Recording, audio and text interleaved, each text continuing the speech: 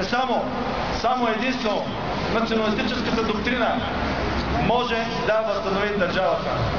Нито еврофондовете, които не стигат до България, които още с тръгването оттам попадат в техните консултантски посреднически фирми, компании и брокери до 80 до 90% включително. Затова е да престанем да пеем тази деспивна песен за фондовете, които ще ни оправят.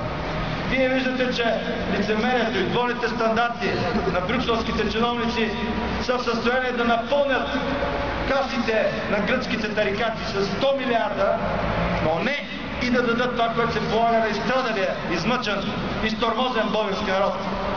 Защото те казват към нас само: стягайте коланите. Стегнахме ги до край, повече не можем да дишаме, казваме ги. Не, стягайте го, докато представите да дишате, защото имате много хубави полета, курорти, планини, чудесни места, най-хубавата земя, най-добрият чернозем в Европа. Що да не дойдат някои други тук, да се заселят, а вие да поизмрете малко през това време, да ви изтормозят цигански банди, да ви ограбват и убират, да ви исламизират радикални ислямисти и да строят джамии, където им падне. И в един момент тук да се каже: България няма българи и това е една територия, която ще я засели той, който дойде и иска да я засели. Няма да стане това, защото аз виждам поколение, което расте с твърда убеденост в национализма. Виждам млади хора.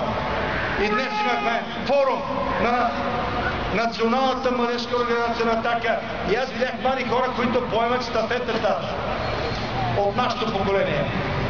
И в утрешния ден, и нас да ни няма, аз съм уверен, че идеите на български национализъм, идеите на Атака, които поставих на политическата сцена през 2005 година, ще живеят, ще намират не само отзвук, а ще има хора с сърце и душа, които ще ги продължават, и ще има хора, които ще казват: България за мен е най-висшето нещо. След това всичко останало, защото българският корен, българският дух е неунищожим. Ето това е завета на Левски, който ние следваме, и аз нямам нужда от елени слова, аз нямам нужда от алфавизми, аз нямам нужда да се позвавам на измислени евроатлантически ценности, които няма, а се позвавам на българските ценности. Българската вяра, българската православие, българската традиция, култура, писменост, която сме дали на всички народи, които сега пишат на кирилица, които изповядват източно православие. Всички те са наши дъщерни образования. И крайно време да им го казваме и те да го признават. Руси, сърби, всякакви други, които са православни, те трябва да признават, че са получили писменост от нас.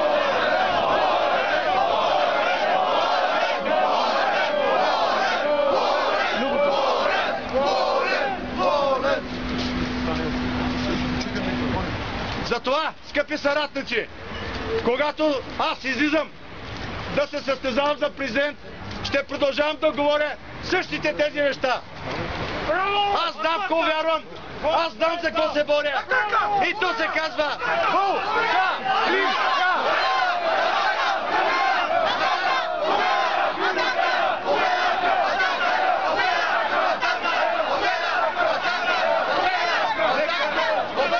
Всички национални предатели да бъдат изметени от политиката. Това е нашата мисия, това е нашата кауза. И да дойде деня, който български националисти да управляват нашата родина, България. Да живее България! България!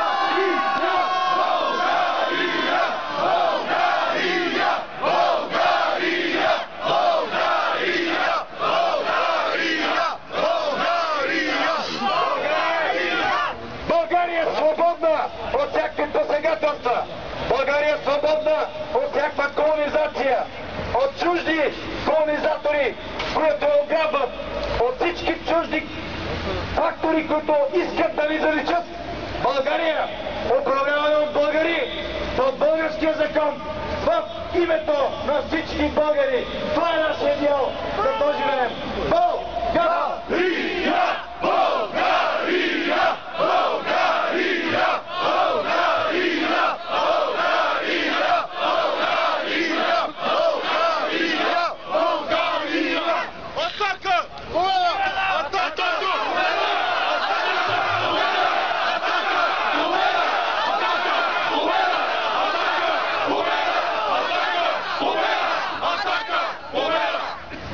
всички тези чакали от чуждите медии, които утре ще кажат, че сме викали атака и победа, искам предварително да обясня на спилените мозъци, че атака означава атака на българизма, победа означава победа над националното предателство, победа за България.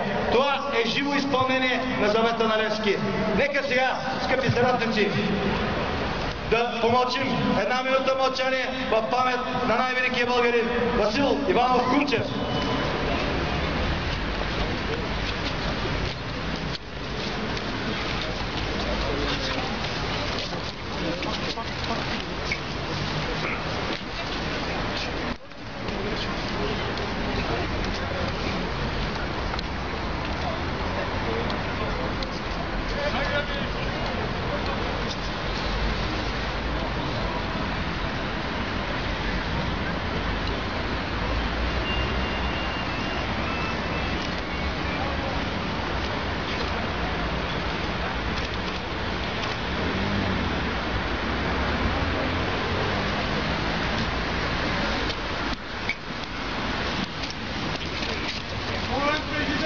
Благодаря на всички.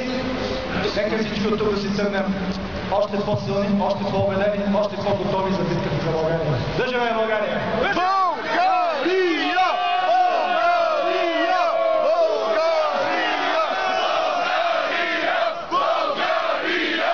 България! България! България! България! Че само единствено националистическата доктрина може да възстанови държавата.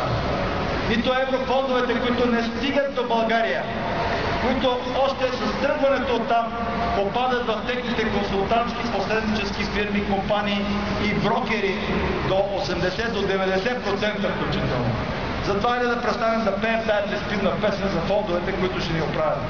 Вие виждате, че лицемерието и двойните стандарти на брюкселските чиновници са в състояние да напълнят касите на гръцките тарикати с 100 милиарда, но не и да дадат това, което се полага на изстрадалия, измъчен, изтормозен български народ. Защото те казват към нас само: стягайте коланите. Стегнахме ги до край, повече не можем да дишаме, казваме ги. Не, стягайте ги още докато престанете да дишате.